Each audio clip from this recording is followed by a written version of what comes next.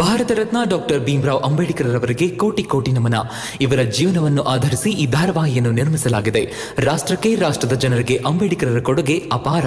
ಹಲವಾರು ಅಧಿಕೃತ ಪುಸ್ತಕಗಳನ್ನು ಆಧರಿಸಿ ಈ ಕಥೆಯನ್ನು ತಮ್ಮ ಮುಂದೆ ಇಡಲಾಗಿದೆ. ಈ ಧಾರಾವಾಹಿಯನ್ನು ವಾಹಿನಿಯು ನಿಷ್ಠೆಯಿಂದ ನಿರ್ಮಿಸಿದ್ದು, ಬಾಬಾ ಸಾಹೇಬರ ಜೀವನ ಮತ್ತು ಸವೆಸಿದ ಹಾದಿ ಪ್ರತಿಯೊಬ್ಬರಿಗೂ ಸ್ಫೂರ್ತಿ ನೀಡುತ್ತದೆ ಎಂಬುದನ್ನು ವಾಹಿನಿಯು ಬಲವಾಗಿ ನಂಬಿದೆ. ಇನ್ಸ್ಪೆಕ್ಟರ್ ಸಾಹೇಬ್ರೆ, ನನ್ನ ಹೇಳಿಕೆನು ಬರ್ಕೊಳ್ಳಿ ಸಾಹೇಬ್ರೆ, ಬರ್ಕೊಳ್ಳಿ.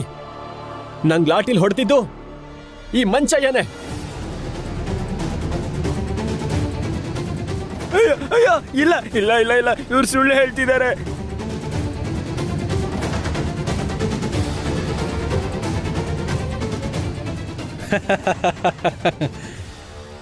ಈಗ ಹೇಳೋ ಭೀಮರಾವ್, ನಿನ್ ಜೊತೆಗೆ ಇದ್ದವನು, ಇದಕ್ಕಿಂತ ಸಾಕ್ಷಿ ಬೇಕಾ ನಿಂಗೆ? ಏನ್ ಮಾಡ್ಲಿ ಈಗ? FIR ಬರಿಲ್ಲ, ಇಲ್ಲ ಕೇಸ್ ವಾಪಸ್ ತಗೋತೀಯಾ? ಗೆಲುವಿಗೆ ಇನ್ನಷ್ಟು ಮೆರುಗು ಬರೋದು ಎದುರಾಳಿನ ಅದ್ಧೂರಿಯಾಗಿ ಸೋಲಿಸ್ದಾಗ ಮಾತ್ರ. ಬರೀರಿ FIR. ನಿನ್ ಈ ಗೆಲುವಿನ ಹುಚ್ಚಾಟಕ್ಕೆ ಬಲಿಯಾಗೋದು ಈ ಮಂಚಯ್ಯ. ಅವನ್ ಸಾವು ನಿನ್ನ ಜೀವನ ಪೂರ್ತಿ ಕಾಡದೆ ಬಿಡಲ್ಲ. ಇವನ್ ಹೆಂಡತಿ ಹಾಕೋ ಹಿಡೀ ಶಾಪ ನಿನ್ನ ಸುಡದೆ ಬಿಡಲ್ಲ. ಇನ್ಸ್ಪೆಕ್ಟರ್ ಸಾಹೇಬ್ರೆ, ರಾತ್ರಿ ಇಡೀ ಯೋಚನೆ ಮಾಡಿದ್ದೀನಿ. ಅದಾದ್ಮೇಲೆ ಈ ನಿರ್ಧಾರಕ್ಕೆ ಬಂದಿರೋದು. FIR ಬರೀರಿ. ಬರೆಯೋ FIRನ, ತೆಗಿ ರಿಜಿಸ್ಟರು. ಇನ್ನೊಂದ್ಸಲ ಹೇಳಿ ಏನ್ ಬರಿಬೇಕು ಅಂತ. ಆವಾಗ್ಲಿಂದ ಹೇಳ್ತಾ ಇದ್ದೀನಲ್ಲ, ಅದನ್ನೇ ಬರೀರಿ. ನೀನ್ ಹೇಳಿದ್ದು ಮರ್ತ್ ಹೋಗಿದೆ ನಂಗೆ. ಇನ್ನೊಂದ್ಸಲ ಹೇಳಿ ಏನ್ ಬರಿಬೇಕು ಅಂತ. ಸರಿ, ಬರ್ಕೊಳ್ಳಿ. ಮೊದಲು ಇವ್ರ ಹೆಸರು ಬರೀರಿ. ಇವರು ಬಲವಂತವಾಗಿ ಮಂಚಯ್ಯಣ್ಣನ ಎಳ್ಕೊಂಡ್ ಬಂದಿದ್ದಾರೆ, ಹಾಗೆ ರಾತ್ರಿ ಇಡೀ ಇವ್ರಿಗೆ ಹೊಡೆದಿದ್ದಾರೆ ಅಂತ. ಭೀಮಾ, ಭೀಮಾ ಕಾಪಾಡು ನನ್ನನ್ನ. ಸಾಯಿಸೇ ಬಿಡ್ತಾರೆ ನನ್ನನ್ನ, ಖಂಡಿತ ಸಾಯಿಸ್ಬಿಡ್ತಾರೆ ಭೀಮನನ್ನ. ಬರ್ದಾಯ್ತು ಸರ್. ಆಯ್ತಾ ಅಥವಾ ಇನ್ನೂ ಬಾಕಿ ಇದೆಯಾ? ಇಲ್ಲ ಸರ್, ಅಷ್ಟೇ. ಸರಿ, ಹೊರಡು ಇಲ್ಲಿಂದ. ನಮ್ಮ ಕೆಲಸ ನಮಗೆ ಮಾಡಕ್ ಬಿಡು. ಆದ್ರೆ ಒಂದು ವಿಷಯ ಸರಿಯಾಗಿ ನೆನಪಲ್ಲಿ ಇಟ್ಕೋ ಭೀಮರಾವ್. ನಾನು ಇನ್ನೊಂದ್ಸಲ FIR ಬರೆಯಕ್ಕೆ ಹೇಳಿದ್ದು ನಿಂಗೆ ಚೆನ್ನಾಗಿ ನೆನಪಿರ್ಲಿ ಅಂತ. ನೀನ್ ಕೊಟ್ಟಿರೋ ದೂರು ಮತ್ತು ಇವನ್ ಜೊತೆಗೆ ಏನೇನು ನಡೀತೋ ಅಥವಾ ಇವನ್ ಇನ್ನೇನು ಹೇಳ್ತಾನೋ ಅದನ್ನೆಲ್ಲ ಬರೆಯೋಕ್ಕಲ್ಲ ನಾನಿರೋದು. ಸರಿ, ನೀನು ಹೊರಡಿನ. ಉಳಿದಿದ್ದ ನಾನು ನೋಡ್ಕೋತೀನಿ. ಸರಿ, ನಾನು ಹೋಗ್ತೀನಿ. ಹೋಗೋ ಮುಂಚೆ ಒಂದು ಸಣ್ಣ ಮನುಷ್ಯತ್ವನ ನಿಮ್ಮಿಂದ ನಿರೀಕ್ಷೆ ಮಾಡ್ತೀನಿ. ದಯವಿಟ್ಟು ನಾನು ಹೋದ್ಮೇಲೆ ಮತ್ತೆ ಅವ್ರ ಮೇಲೆ ಕೈ ಎತ್ತಕ್ಕೆ ಹೋಗ್ಬೇಡಿ. ನೀನು ಮನುಷ್ಯನ ನಂಬ್ತೀಯೋ ಇಲ್ಲ ಕಾನೂನನ್ನ? ಮಂಚ ಹಿಂಗೆ ನಾವೇನೇ ಮಾಡಿದ್ರೂ ಅದ್ರ ಸಂಪೂರ್ಣ ಹೊಣೆ ನಿಂದೇ ಆಗಿರುತ್ತೆ. ಯಾಕಂದ್ರೆ ಪೂರ್ಣನ ಕೇಸು ನೀನು ವಾಪಸ್ ತಗೊಳ್ದಿರೋದ್ರಿಂದ ಇದೆಲ್ಲ ಆಗ್ತಿರೋದು. ಭೀಮನನ್ನ ಕರ್ಕೊಂಡು ಹೋಗ್ಬಿಡೋಣಲ್ಲ. ಭೀಮಾ ಕಾಪಾಡು, ಭೀಮನನ್ನ ಸಾಯಿಸ್ಬಿಡ್ತಾರೆ. ಮಂಚಯ್ಯಣ್ಣ, ನೀವೇನು ಚಿಂತಿಸ್ಬೇಡಿ. ನೋಡಿ ಮಂಚಯ್ಯಣ್ಣ, ನಾನು ಕೇಸ್ನಂತೂ ವಾಪಸ್ ತಗೊಳಕ್ಕಾಗಲ್ಲ. ಯಾಕಂದ್ರೆ ಪೂರ್ಣಣ್ಣ ನಿರಪರಾಧಿ. ಆದ್ರೆ ಒಂದು ವಿಷಯ, ನಿಮಗೊಂದು ಮಾತು ಕೊಡ್ತಾ ಇದ್ದೀನಿ. ನಿಮ್ಮ ಮೈ ಮೇಲೆ ಬಿದ್ದಿರೋ ಒಂದೊಂದು ಗಾಯಕ್ಕೂ ನಾನು ನ್ಯಾಯ ಕೊಡಿಸ್ತೀನಿ. ನಂಬಿಕೆ ಇರಲಿ.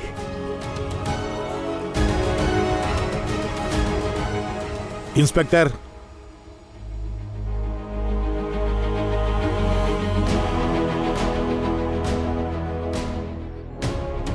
ಮಂಚಯ್ಯನ ಮೇಲೆ ಕೈ ಮಾಡಕ್ಕಿಂತ ಮುಂಚೆ ಯೋಚಿಸ್ಬೇಕಿತ್ತು. ಯಾಕಂದ್ರೆ ನಿಮ್ ಕೆಲಸ ಹೋಗೋ ತರ ನೀವೇ ಮಾಡ್ಕೊಂಡಿದ್ದೀರಾ. ಬೇಕಾದ್ರೆ ಬರೆದಿಟ್ಕೊಳ್ಳಿ, ನಾನು ಮಾಡಿ ತೋರಿಸ್ತೀನಿ. ಆಗ ನಿಮಗೆ ಗೊತ್ತಾಗತ್ತೆ.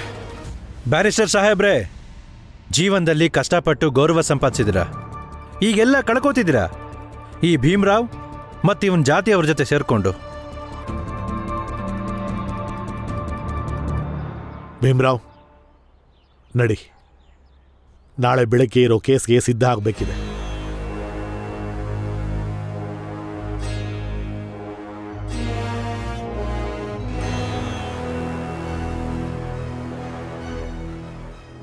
ಭೀಮಾ, ಭೀಮಾ, ಭೀಮಾ ಬಿಟ್ಟೋಗ್ಬೇಡ. ಭೀಮಾ, ಭೀಮಾ, ಭೀಮಾ ಕಾಪಾಡು. ಭೀಮನನ್ನ ಸಾಯಿಸ್ಬಿಡ್ತಾರೆ ಇವರು ನನ್ನ. ಗೊತ್ತು ಮಂಚಯ್ಯಣ್ಣ, ನಿಮಗೆ ಜೀವದ ಭಯ ಇದೆ ಅಂತ. ಆದ್ರೆ ನನ್ನ ನಂಬಿ ನಿಮ್ಗೇನೂ ಆಗೋದಿಲ್ಲ. ಭೀಮಾ, ಭೀಮಾ, ಭೀಮಾ ಸಾಯಿಸ್ಬಿಡ್ತಾರೆ ನನ್ನ. ಅಯ್ಯೋ ಮಂಚಯ್ಯ, ಯಾಕೋ ಅಳ್ತೀಯಾ? ಇಲ್ಲಿ ಕೇಳೋ, ಒಂದು ಮಾತು ಹೇಳ್ತೀನಿ ಕೇಳು. ನಿನ್ನ ಜಾತಿಲಿ ಭೀಮಂಗಿಂತ ಧೈರ್ಯಶಾಲಿ ಮತ್ತೊಬ್ಬ ಇಲ್ಲ. ನೀನಂತೂ ತಣ್ಣೀರ್ಗೇನೆ ಬೆವ್ತ್ಬಿಟ್ಟೆ. ಅವನ ನೋಡು, ಎಂಥ ಕಷ್ಟ ಬಂದ್ರೂ ಹೇಗೆ ಧೈರ್ಯದಿಂದ ಮುನ್ನುಗ್ತಾ ಇದ್ದಾನೆ. ನೋಡ್ ಕಲ್ತ್ಕೋ. ಅವನ್ ಕಾಲ್ ಕೆಳಗ್ ನುಗ್ಗಿದ್ರು ಸಾಲ್ದು. ಇದನ್ನ ನೆನ್ಪಿಟ್ಕೋ, ಅವನ್ ಗಮನ ಎಲ್ಲ ಕೇಸ್ ಮೇಲೆ. ನೀನ್ ಎಷ್ಟೇ ಭಯ ಪಟ್ಟು ಒದ್ದಾಡಿದ್ರು ಅವನ್ ಮಾತ್ರ ನಿನ್ ಸಹಾಯಕ್ಕೆ ಬರೋದಿಲ್ಲ. ಇದು ನಿಜವಾದ ಬಣ್ಣ ನೀನ್ ಭೀಮ್ರಾವ್ದು. ನೀನು ಹೇಳ್ಕೆ ಕೊಟ್ಟು ಹೋಗು.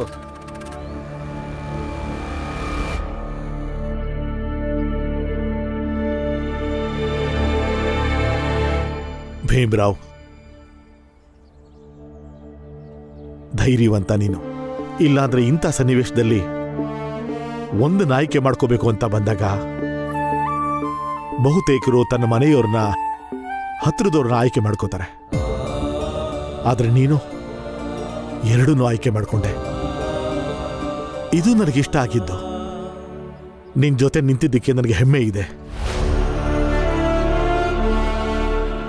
ನಿಜ ಹೇಳಬೇಕು ಅಂದರೆ ಸರ್, ನಾನಿಬ್ಬರನ್ನೂ ಕಾಪಾಡಬೇಕು ಅಂತಿದ್ದೀನಿ. ಮಂಚೆಯಣ್ಣ, ಸರ್ಸಮ್ಮ ಇವರೆಲ್ಲ ನಮ್ಮವರು, ನಮ್ಮ ವಟಾರದವರು. ಹಾಗೆ ಪೂರ್ಣಣ್ಣ ಕೂಡ ನಮ್ಮವರೇ. ನನಗೆ ಇಬ್ಬರನ್ನೂ ಕಾಪಾಡಬೇಕು ಅಂತಿದೆ. ಆದರೆ ಅದನ್ನು ಹೇಗೆ ಮಾಡೋದು ಅಂತ ಗೊತ್ತಾಗ್ತಿಲ್ಲ.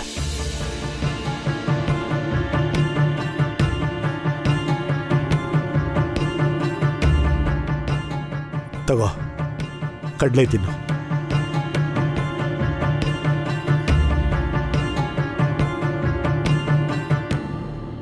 ತಗೋ ತಿನ್ನು. ನಾವಿಬ್ರು ನ್ಯಾಯಕ್ಕಾಗಿ ಒಂದೇ ತಕ್ಕಡಿಲಿ ತೂಗ್ತಿರೋರು. ಮತ್ತೆ ನ್ಯಾಯದಲ್ಲಿ ಸ್ಪೃಶ್ಯ ಅಸ್ಪೃಶ್ಯ ದೋಷಗಳಿಗೆ ಸೀಮಿತವಾಗಿರ್ಬೇಕು. ತಿನ್ನು.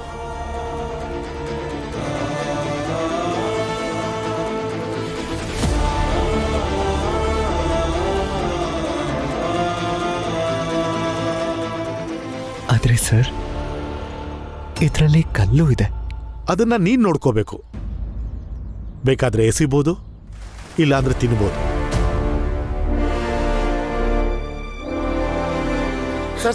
ಮಂಚಯ್ಯ, ಜನಾರ್ದನಣ್ಣ,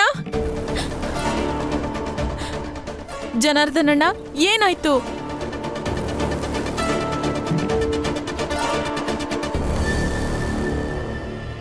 ನೀವೆಲ್ರೂ ಕಿವಿ ಕೊಟ್ಟು ಕೇಳಿ. ಸರ್ಸಮ್ಮ, ನೀನು ಕೇಳಿಸ್ಕೊ. ಹಾ. ಭೀಮಾ ಹೊಸ ನಾಟಕ ಶುರು ಮಾಡ್ಕೊಂಡಿದ್ದಾನೆ. ಕೇಸ್ ವಾಪಸ್ ತಗೊಳ್ಳಲ್ಲ ಅಂತಿದ್ದಾನೆ.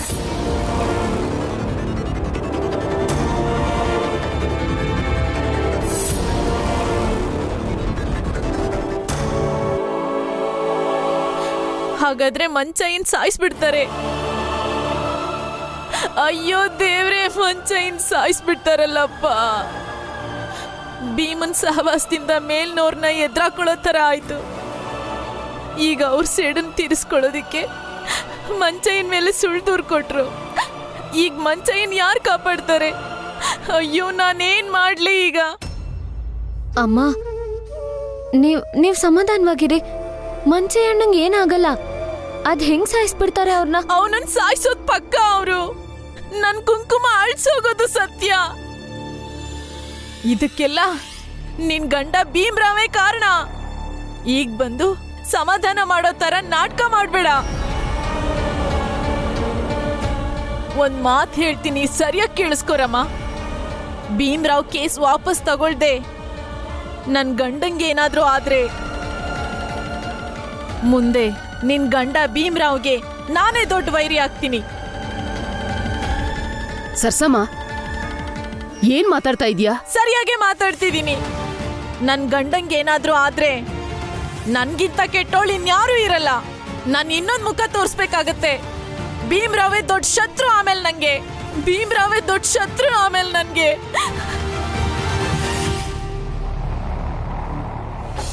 ಒಳ್ಳೇದೇ ಆಯ್ತು. ಭೀಮಂಗೆ ಇನ್ನೊಬ್ಳು ಶತ್ರು ಹುಟ್ಕೊಂಡ್ಲು.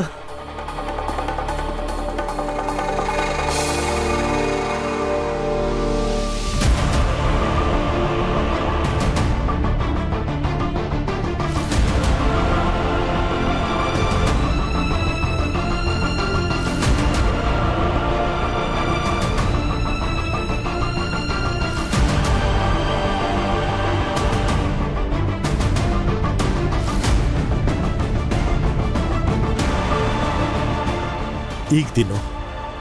ಇದನ್ನ ನಾನು ತಗೊಂಡು ಹೋಗ್ತೀನಿ ಸರ್. ಮನೆಗೆ ಹೋಗಿ ತಿಂತೀನಿ. Thank you. ನೋಡು ಭೀಮ್ರಾವ್, ಜಡ್ಜ್ಗೆ ನಾವು ಕನ್ವಿನ್ಸ್ ಮಾಡಲಿಲ್ಲ ಅಂದರೆ ಈ ಕೇಸ್ ಯಾಕೆ ಓಪನ್ ಆಗಬೇಕು ಅಂತ ಅವರು ಒಂದೇ ಹಿಯರಿಂಗ್ನಲ್ಲಿ ಈ ಕೇಸ್ನ ವಜಾಗೊಳಿಸ್ತಾರೆ. ಈಗ ಹೇಗೆ ನೀನು ಕಲ್ಲುಗಳನ್ನ ತೆಗೆದೆಯೋ ಹಾಗೆ ಈ ಕೇಸ್ನಲ್ಲಿರೋ ಸುಳ್ಳುಗಳನ್ನ ನೀನು ಮೊದಲು ತೆಗಿಬೇಕು. ಆಗ ಉಳ್ಕೊಳ್ಳೋದು ಸತ್ಯ ಮಾತ್ರ. ಅದರಿಂದ ನಾಳೆ ನಡೆಯೋ ಹಿಯರಿಂಗ್ಗೆ ಕಲ್ಲುಗಳನ್ನ ತೆಗೆದು ಬರೀ ಸತ್ಯನ ಮಾತ್ರ ಕೋರ್ಟ್ ಮುಂದೆ ಇಡಬೇಕಾಗತ್ತೆ.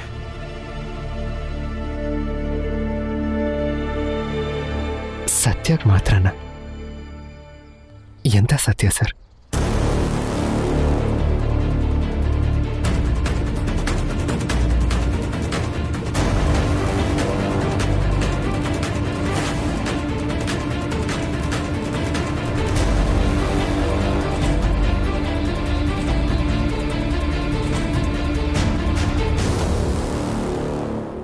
ಮಾಲೀಕ್ರೆ, ನಿಜ ಹೇಳಬೇಕು ಅಂದ್ರೆ ಇದು ನನಗೇನು ಆಶ್ಚರ್ಯದ ವಿಚಾರ ಅಲ್ಲ. ಆ ಭೀಮ್ರಾವ್ ಆ ಪೂರ್ಣನ್ ಕೇಸಲ್ಲಿ ಹೋರಾಡೋದ್ರಲ್ಲಿ ಅದೇನಂದ್ರೆ ಈ ಭೀಮ್ರಾವ್ ಜಗತ್ತಿನ ಮುಂದೆ ಅವನೊಬ್ಬ ದೊಡ್ಡ ವ್ಯಕ್ತಿ ಅಂತ ಬಿಂಬಿಸ್ಕೊಳ್ಳೋಕ್ ನೋಡ್ತಿದ್ದಾನೆ.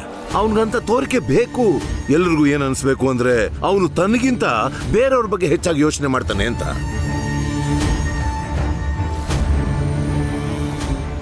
ಈಗ ಇಂಥ ಸ್ಥಿತಿಯಲ್ಲಿ ನಾವ್ ಏನ್ ಮಾಡಬಹುದು ಅಂತ ಇದ್ರ ಬಗ್ಗೆ ಯೋಚನೆ ಮಾಡ್ಬೇಕು ನಾವು. ಪೂರ್ಣನ್ ಕೇಸು ಅಷ್ಟು ಸುಲಭವಾಗಿ ಮುಗಿಯುವಂಥದ್ದಲ್ಲ. ನಾಳೆ ಹಿಯರಿಂಗ್ ಇದೆ. ಆ ಭೀಮ್ರಾವ್ ಕೋರ್ಟಲ್ಲೇ ಇರ್ತಾನೆ, ನಾನು ಅಲ್ಲೇ ಇರ್ತೀನಿ. ಇಲ್ಲಿರೋ ಪೇದೆಗಳ ಹತ್ರ ಹೇಳಿ ಅಲ್ಲಿ ಮಂಚಯ್ಯ ಜೈಲಿಂದ ತಪ್ಪಿಸ್ಕೊಂಡು ಹೋಗೋ ಥರ ಮಾಡೋಣ. ಆಗ ಅವನ್ನ ಎನ್ಕೌಂಟರ್ ಮಾಡ್ತಾರೆ. ಮುಗಿತಲ್ಲ ಆಟ. ಅದ್ಭುತ, ಪರಮಾದ್ಭುತ. ವಾ ಮಾಲೀಕ್ರೆ, ವಾ, ಎಂತ ಉಪಾಯ ಕೊಟ್ರಿ ನೀವು. ಏನಪ್ಪ ಮಾಲೀಕ್ರೆ, ಇದೊಂದಾಯ್ತು ಅಂದ್ರೆ ಮಿಕ್ಕಿದ್ದೆಲ್ಲ ಹಿಂಗಾಗೋಗುತ್ತೆ. ಒಂದ್ ಕಡೆ ಮಂಚಯ್ಯನ್ ಹೆಣ ಬೀಳತ್ತೆ, ಇನ್ನೊಂದ್ ಕಡೆ ವಟಾರದಲ್ಲಿ ಅವನ್ಗಾಗದೇ ಇರೋರು ಅವನ ಜೀವನನ ನರ್ಕ ಮಾಡ್ತಾರೆ. ಆಗ ಅವನು ಪೂರ್ಣನ್ ಕೇಸ್ ನಡೆಸೋ ಧೈರ್ಯ ಮಾಡಲ್ಲ ಅನ್ಸುತ್ತೆ. ಹೌದು. ತಗೊಳ್ಳಿ ಸಾಹೇಬ್ರೆ, ಚಹಾ ಕುಡೀರಿ. ತಗೊಳ್ಳಿ ಸಾಹೇಬ್ರೆ, ನೀವು ತಗೊಳ್ಳಿ. ನಿಂತ್ಕೋ. ಅದು ನಿನ್ ಸ್ನೇಹಿತ ಇದಾನಲ್ಲ, ಅವನ ಬಗ್ಗೆ ಬೇಜಾರು ಮಾಡ್ಕೋಬೇಡ. ಯಾಕೆಂದ್ರೆ ಈಗ ಅವನು ಭೀಮ್ರಾವ್ ವಿರುದ್ಧ ಇದ್ದಾನೆ. ಭೀಮ್ರಾವ್ ವಿರುದ್ಧ ಅಂದ್ರೆ ನಮ್ಮವನು ಅಂದ್ಮೇಲೆ ನಮ್ಮ ಸ್ನೇಹಿತನೇ ಅಲ್ವಾ. ಅವನ್ಗೆ ನಾಳೆಯಿಂದ ಮತ್ತೆ ಕೆಲ್ಸಕ್ಕೆ ಬರಕ್ ಹೇಳು. ಭೀಮನ್ ವಿರುದ್ಧ ದೂರು ಕೊಟ್ಟ ಅಂದ್ಮೇಲೆ ಸಂಬಳನು ಹೆಚ್ಚಿಗೆ ಮಾಡಿದ್ರಾಯ್ತು. ಆಗ್ಲಿ ಸಾಹೇಬ್ರೆ, ನಾನು ಅವನ ಹತ್ರ ಮಾತಾಡ್ತೀನಿ. ಸಾಹೇಬ್ರೆ, ಅದು ನನಗೂ ಅವನ ಜೊತೆ ಸಂಬಳ ಜಾಸ್ತಿ ಮಾಡಿದ್ರೆ ಭೀಮನ್ನ ನರಕಕ್ಕೆ ನೂಕಕ್ಕೆ ಏನಾದ್ರೂ ದೊಡ್ಡ ಕೆಲಸ ಮಾಡು, ನಿನ್ಗೂ ಸಂಬಳ ಜಾಸ್ತಿ ಮಾಡ್ತೀನಿ ಅಷ್ಟೇ. ಖಂಡಿತ ಮಾಡ್ತೀನಿ ಸಾಹೇಬ್ರೆ. ಭೀಮನ್ಗೆ ನಾನು ಎಂಥ ಗತಿ ಮಾಡ್ತೀನಿ ಅಂದ್ರೆ ಇದುವರೆಗೂ ಯಾರೂ ಮಾಡಿರಬಾರ್ದು. ನಾನು ನಿಮಗೆ ಮಾತು ಕೊಡ್ತಿದ್ದೀನಿ. ಶಭಾಷ್. ಆಗಲಿ ಸರ್, ನೀವು ನನ್ನ ಹತ್ರ ಏನೆಲ್ಲ ಹೇಳಿದಿರೋ ಅದ್ರ ಬಗ್ಗೆ ನಾನು ಯೋಚನೆ ಮಾಡ್ತೀನಿ. ಹಾಗೆ ನನ್ನ ಕಡೆಯಿಂದ ನಿಮಗೆ ಏನೆಲ್ಲ ಆಗಬೇಕು ಅದನ್ನೆಲ್ಲ ನಾನು ನಾಳೆ ಒಳಗಡೆ ಕಳಿಸ್ಕೊಡ್ತೀನಿ. ಹೋಗು.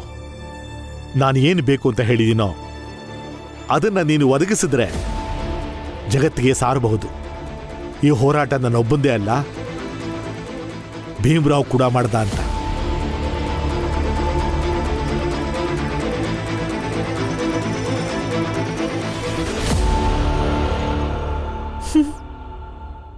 ಈಗ ಸರ್ಸಮ್ಮನು ಭೀಮನ್ ವಿರುದ್ಧ ಹೋಗಿದ್ದಾಯ್ತು. ಹೀಗೆ ಆಗಿ ಎಲ್ರೂ ಭೀಮನ್ ವೈರಿಗಳಾಗ್ಬಿಡ್ತಾರೆ. ಚೆನ್ನಾಗಿರುತ್ತೆ.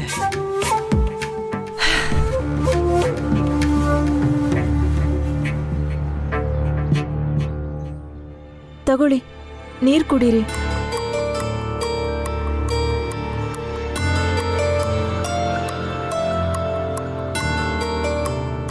ನಿಮ್ಗೆ ತಲೆನೋವು ಜಾಸ್ತಿ ಇದ್ರೆ ಮಾತ್ರೆ ತಗೋಬೋದಲ್ವಾ? ಮಾತ್ರೆ ಎಲ್ಲಿಂದ ತರಲಿ ಕರುಣ? ಜೇಬಲ್ 1 ಪೈಸಾನೂ ಇಲ್ಲ. ಇಂಥ ಸ್ಥಿತಿಲಿ ಸಾಲ ಯಾರ ಹತ್ರ ಕೇಳಲಿ ಅಂತಲೂ ಗೊತ್ತಾಗ್ತಾ ಇಲ್ಲ. ಈಗ ನನ್ನ ಹತ್ರನೂ ದುಡ್ಡಿಲ್ಲ. ಇರ್ಲಿ, ನಾನೇ ಯಾರ ಹತ್ರ ಆದ್ರೂ ಕೇಳಿ ನೋಡ್ತೀನಿ. ಕರುಣ ನಿಂತ್ಕೋ. ಮಾತ್ರೆಗೆ ನಾನು ದುಡ್ಡು ಕೊಡ್ತೀನಿ. ಬಾಲಾನು ನನ್ನ ಮಗನೇ ಅಲ್ವಾ? ಬೇಡ ಅತ್ತೆ, ನಾನೇ ಯಾರ ಹತ್ರ ಆದ್ರೂ ತಗೋತೀನಿ. ಬೇಡಮ್ಮ, ನಾನು ಕೊಡ್ತೀನಿ. ಆದ್ರೆ ನಂಗೆ ಒಂದು ವಿಷಯ ಅರ್ಥ ಆಗ್ಲಿಲ್ಲ. ನಿನ್ನೆ ತಿಂಗಳಿನ ಕೊನೆ ದಿನ ಆಗಿತ್ತು, ಸಂಬಳ ಆಗ್ಲಿಲ್ವಾ ನಿಂಗಿನ್ನು?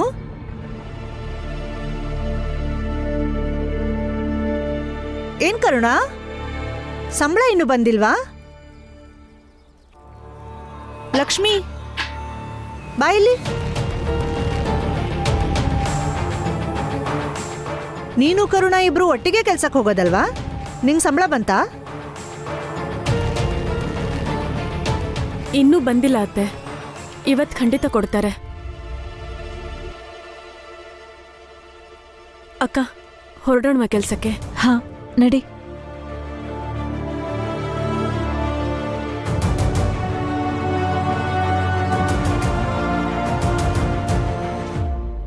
ಏನೋ ತಪ್ಪು ನಡೀತಾ ಇದೆ, ತಿಳ್ಕೋಬೇಕಲ್ವಾ? ತಿಳ್ಕೊತೀನಿ.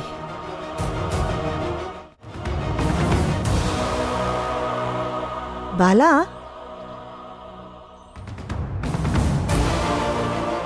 ಕರುಣಂಗೆ ನಿನ್ನೆ ಸಂಬಳ ಬರಬೇಕಿತ್ತು ಅಲ್ವಾ? ಯಾಕಿನ್ನು ಸಂಬಳ ಬಂದಿಲ್ಲ ಅಂತ ಹೇಳ್ತಾ ಇದ್ದಾಳೆ? ತುಂಬಾ ಸಲ ಹೀಗಾಗತ್ತೆ ಬಾಲಾ. ಗಂಡ ಸಂಪಾದನೆ ಮಾಡಲ್ಲ ಅಂದ್ರೆ ಹೆಂಡತಿ ಆದವಳು ಹೀಗೆ ಸುಳ್ಳು ಹೇಳ್ತಾಳೆ, ದುಡ್ಡಿಲ್ಲ ಅಂತ. ಆದ್ರೆ ನೀನ್ ಚಿಂತೆ ಮಾಡಬೇಡ, ನಾನ್ ದುಡ್ಡು ಕೊಡ್ತೀನಿ ನಿಂಗೆ.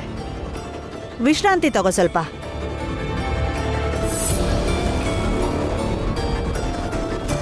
ರಮಾ, ನಾವಿಷ್ಟು ಮಾಡಬೇಕಿದೆ. ನಿನ್ನೆ ಮಂಚೆಣ್ಣನ ವಿರುದ್ಧ ದೂರು ಕೊಟ್ರಲ್ಲ, ಆ ಪ್ರಕಾಶ್ ಅಣ್ಣನ ಹತ್ರ ನಾವು ಸಹಾಯ ಕೇಳಬೇಕು. ಆದ್ರೆ ಅವ್ರು ನಮಗೆ ಯಾಕೆ ಸಹಾಯ ಮಾಡ್ತಾರೆ? ಗೊತ್ತಿಲ್ಲ, ಆದ್ರೆ ಅವ್ರ ಹತ್ರನೇ ಸಹಾಯ ಕೇಳಬೇಕು. ಒಂದ್ಸಲ ಹೋಗಿ ಕೇಳೋಣ ಬಾ. ಇನ್ಮೇಲಾದ್ರೂ ಆ ಭೀಮ್ರಾವಿಂದ ದೂರ ಇರಿ. ಇನ್ಮೇಲೆ ಆ ಭೀಮ್ರಾವು ನಿಮಗ್ ವಿರೋಧಿ. ಇದೇ ನಿಮಗ್ ರಕ್ಷಣೆ ಕೊಡೋದು.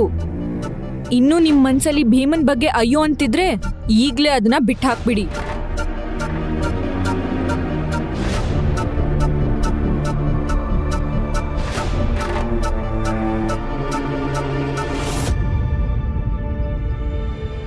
ನನಗೆ ನಿಮ್ಮಿಂದ ಸಹಾಯ ಆಗಬೇಕು. ಪೂರ್ಣ ಅಣ್ಣನ ನಿರಪರಾಧಿ ಅಂತ ಸಾಬೀತುಪಡಿಸೋದಕ್ಕೆ ನಮಗೆ ನಿಮ್ಮ ಕಡೆಯಿಂದ ಒಂದು ಸಹಾಯ ಆಗಲೇಬೇಕು.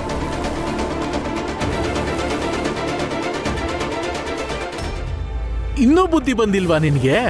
ಮಂಚಯ್ಯನ್ ವಿರುದ್ಧ ಯಾವ ವ್ಯಕ್ತಿ ಹೋಗಿ ಠಾಣೆಲ್ ದೂರು ಕೊಟ್ನೋ ಅದೇ ವ್ಯಕ್ತಿ ಅವನು ಆ ಪೂರ್ಣನ್ಗೋಸ್ಕರ ಸಹಾಯ ಮಾಡ್ತಾನ? ಇವ್ರು ನಮಗ್ ಸಹಾಯ ಮಾಡ್ಬೋದು. ಇವ್ರೆಂತ ಧೈರ್ಯವಂತರು ಅಂತ ನನಗೆ ಗೊತ್ತು. ಹೌದು, ಮತ್ತೆ ಹೀಗೆ ದಾರಿಲಿ ಬರ್ತಾ ರಮ್ಮ ನನಗೆ ನಿಮ್ಮ ಬಗ್ಗೆ ಹೇಳಿದ್ದಾಳೆ. ನಿಮಗೆ, ನಿಮ್ಮ ಮನೆಯವ್ರಿಗೆ ಏನೆಲ್ಲ ಆಯಿತು ಅಂತ, ಯಾವ ಪರಿಸ್ಥಿತಿಲಿ ನೀವು ಮಂಚಯ್ಯಣ್ಣನ ವಿರುದ್ಧ ಹೇಳಿಕೆ ಕೊಟ್ರಿ ಅಂತ. ಅದಕ್ಕೆ ನಾನು ನಿಮ್ಮನ್ನ ಆ ವಿಷಯದಲ್ಲಿ ದೂರಲ್ಲ. ಆದರೆ ನಿಮ್ಮ ಹತ್ರ ಕೈ ಮುಗಿದು ಕೇಳ್ಕೊತಾ ಇದ್ದೀನಿ, ಒಂದೇ ಒಂದು ಸಹಾಯ ಮಾಡಿ. ಹೇಗೆ ಪೂರ್ಣ ಮತ್ತೆ ಮಂಚಯ್ಯಣ್ಣಂಗೋಸ್ಕರ ಹೋರಾಡ್ತಿದೀವೋ ಹಾಗೆ ನಿಮ್ಮ ಮನೆಯವ್ರಿಗೋಸ್ಕರನೂ ಹೋರಾಡ್ತೀವಿ. ಆದರೆ ನಂಗೆ ಯಾವ ಹೋರಾಟನೂ ಬೇಕಾಗಿಲ್ಲ. ನನಗೆ ನನ್ನ ಕುಟುಂಬನ ಕಾಪಾಡ್ಕೊಳ್ಳೋದೇ ಮುಖ್ಯ. ಈಗ ಹೊರಡಿ ಇಬ್ರು ಇಲ್ಲಿಂದ. ಇನ್ಯಾವತ್ತು ಸಹಾಯ ಕೇಳ್ಕೊಂಡು ಬರ್ಬೇಡಿ ನನ್ನ ಹತ್ರ. ಹೋಗಿ. ವಾರೆ ವಾ, ಅದು ಕಣೋ ಮಾತಂದ್ರೆ, ಅದು ಕಣೋ ನನ್ ಗೆಳೆಯ ಅಂದ್ರೆ. ಹೀಗಿರ್ಬೇಕು ನನ್ನ ಸ್ನೇಹಿತ ಅಂದ್ರೆ. ಬಾ. ಕೇಳಿಸ್ಕೊಳ್ಳಿ, ನಮ್ ಸ್ನೇಹ ಮತ್ತೆ ಮೊದ್ಲಿನ ತರ ಆಯ್ತು. ನಿಮ್ ಯಾವ ಔದಾರ್ಯನೂ ನಮ್ ಮುಂದೆ ನಡೆಯಲ್ಲ, ತಿಳ್ಕೋ. ಕೇಳಿಸ್ತಾ? ಮಂಚಯ್ಯ, ಮಂಚಯ್ಯ, ಸರ್ಸಮ್ಮ, ಮಂಚಯ್ಯ, ಸರ್ಸಮ್ಮ, ಸರ್ಸಮ್ಮ. ಇರು. ಮಂಚಯ್ಯ, ಮಂಚಯ್ಯ, ರಕ್ತ ಸುರಿತಿದ್ಯಲ್ಲೋ. ಹೊಡೆದ್ರ ಪೊಲೀಸ್ನವರು. ಹಾ, ಎಷ್ಟೊಂದು ಏಟಾಗಿದೆ. ಮಂಚಯ್ಯ, ನೋವಾಗ್ತಿದ್ಯಾ?